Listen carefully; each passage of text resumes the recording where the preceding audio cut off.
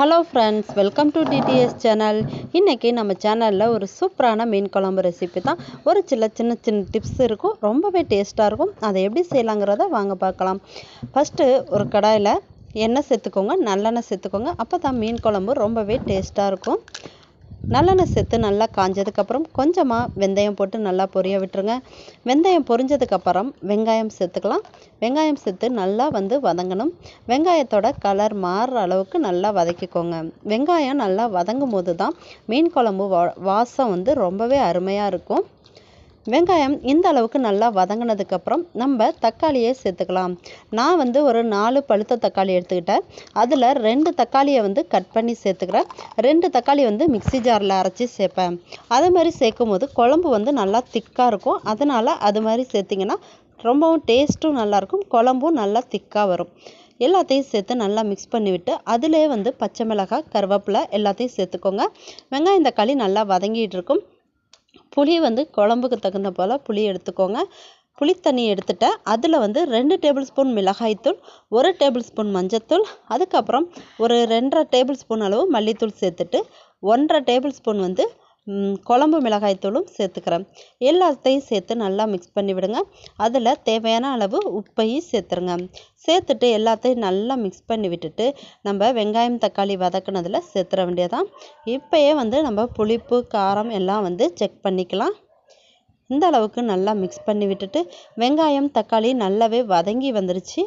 இப்போ நம்ம ரெடி பண்ணி வச்சுருக்கிற அந்த குழம்ப அப்படியே சேர்த்துருங்க. இப்போ குழம்புக்கு தேவையான அளவு தண்ணியும் சேர்த்துக்கிறேன். தண்ணி சேர்த்துட்டு நல்லா உப்பெல்லாம் செக் பண்ணிவிட்டு மூடி போட்டு ஒரு 10 நிமிஷம் நல்லா கொதிக்கட்டும். குழம்பு நல்லா இது போல் கொதிக்கும் போது மூடியை திறந்து வச்சுருங்க. அப்போ தான் அந்த பச்சை வாசனை எல்லாம் போகும். மூடியை நல்லா திறந்து வச்சுட்டு ஒரு 10 நிமிஷம் நல்லா குழம்பு கொதிக்கட்டும். இப்போ நான் தேங்காவில் கொஞ்சமாக சோம்பு போட்டு அரைச்சேன். தேங்காய் அதிகம் சேர்க்கக்கூடாது. ஒரே ஒரு கித்து தேங்காய் இருந்தால் போதும். கொஞ்சமாக தேங்காய் சேர்த்து அதில் லைட்டாக சோம்பு சேர்த்து அரைச்சி அதை சேர்த்துக்கிறேன். சேர்த்துட்டு தேங்காய் சேர்த்து நல்லா கொதித்ததுக்கப்புறம் நல்லா கழுவி வச்சுருக்கிற மீனை குழம்புல உள்ற சேர்த்துடலாம். நான் எடுத்துருக்கிற மீன் நாட்டு மீன், ஆற்றுல கிடைக்கிற அந்த பொடி மீன் தான். அந்த குழம்புக்கு இது போல் புளிப்பும் தேங்காய் காரம் எல்லாம் சேர்த்து வச்சா தான் அந்த குழம்பு ரொம்பவே ருசியாக இருக்கும். குழம்பு நல்லா கொதிக்கட்டும். கொதிக்கும் போது மாங்காவையும் சேர்த்துக்கிறேன். மீன் குழம்புக்கு மாங்காய் சேர்க்கும் போது குழம்போட வாசமே தனியாக இருக்கும். அது கூடவே கொஞ்சமாக கருவேப்பிலையும் சேர்த்துக்கிறேன். சேர்த்துட்டு 2 பச்சை மிளகாவையும் சேர்த்துக்கோங்க. கருவேப்பிலை, பச்சை மிளகாய், மாங்காய் இதோட வாசம் ஒரு தனி வாசத்தை கொடுக்கும். இது மாதிரி மீன் போட்டு கொதிக்கும் போது இந்த கருவேப்பிலை, மிளகாய் எல்லாத்தையும் சேர்த்து பாருங்கள். வாசமும் நல்லாயிருக்கும், டேஸ்ட்டும் சூப்பராக இருக்கும். மீனை சேர்த்து விட்டு கொஞ்சம் லைட்டாக நம்ம மிக்ஸ் பண்ணி விட்டுறலாம். மீன் சேர்த்ததுக்கப்புறம் அதிகமாக கிளறக்கூடாது, லைட்டாக கிண்டி விட்டால் போதும்.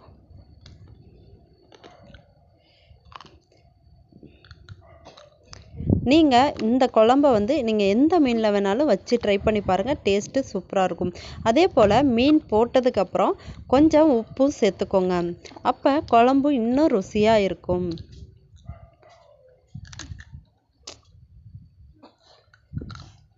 எல்லாம் குழம்பு நல்லா கொதிக்க ஆரம்பிச்சிருச்சு. இந்த டைமில் ஒரு சின்னதாக ஒரு டிப்ஸு சொல்கிறேன். இதை நீங்கள் ட்ரை பண்ணி பாருங்கள், டேஸ்ட்டு வேறு லெவலில் இருக்கும். இதுக்கு கடுகு, வெந்தயம் 2த்தையும் வெறுமனே வாணலில் போட்டு நல்லா வறுத்துக்கோங்க. எண்ணெய் சேர்க்காம வறுத்துட்டு அதை பொடி பண்ணி எடுத்துக்கோங்க. அந்த பொடியில் ஒரு 1/2 டேபிள் ஸ்பூன் அளவு லாஸ்ட்டாக குழம்ப இறக்க போகிறதுக்கு முன்னாடி அதை போட்டு ஒரு 5 நிமிஷம் நல்லா கொதிக்க விடுங்க. பாருங்கள், மீன் உடையவே இல்லை, ரொம்பவே டேஸ்ட்டாக மீன் குழம்பு ரெடி ஆயிரும். மீன் குழம்ப மீனை போட்டுட்டு நல்லா சிம்மிலேயே வச்சு நல்லா இது போல் கொதிக்க விடுங்க. அது எண்ணெய் பிரிஞ்சு மேலே அப்படியே ஆடை படர்ந்த மாதிரி இருக்கும். இந்த டைமில் குழம்ப ஆஃப் பண்ணிடலாம். ரொம்பவே டேஸ்டியான மீன் குழம்பு ரெடி ஆயிடுச்சு. நான் சொன்னது போல் இது போல் ட்ரை பண்ணி பாருங்கள். ட்ரை பண்ணி பார்த்துட்டு எப்படி வந்துச்சுன்னு கமெண்ட் பண்ணுங்கள். வீடியோ பிடிச்சிருந்தா லைக் பண்ணுங்கள். மறக்காமல் சேனலை சப்ஸ்கிரைப் பண்ணுங்கள்.